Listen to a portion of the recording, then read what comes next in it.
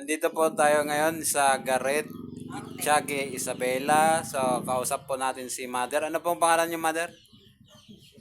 Ma'am? Leticia Letisa. Padua.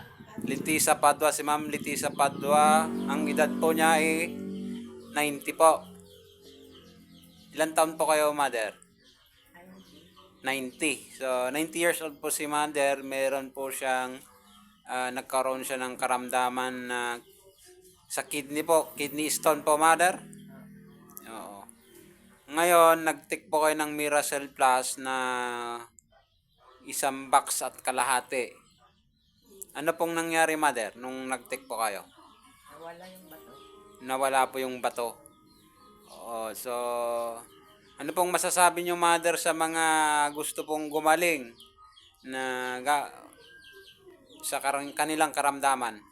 Subukan din nila para gumaling sila. Opo. Subukan din nila ang Miracell Plus. Yan si Mother, parang hindi siya 90. Parang nasa 80 plus or nasa 70. Dahil sa Miracell. Makita nyo po yung buhok niya.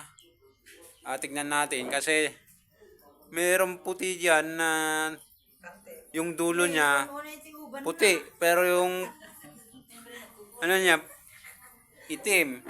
So yung pinagagawa ng stem cell. Ito pa yung mga kasama natin, si Coach Rowena, si Ma'am Yoli, sila po yung distributor ng Itchage na nag-offer ko kay Madam. So maraming salamat po.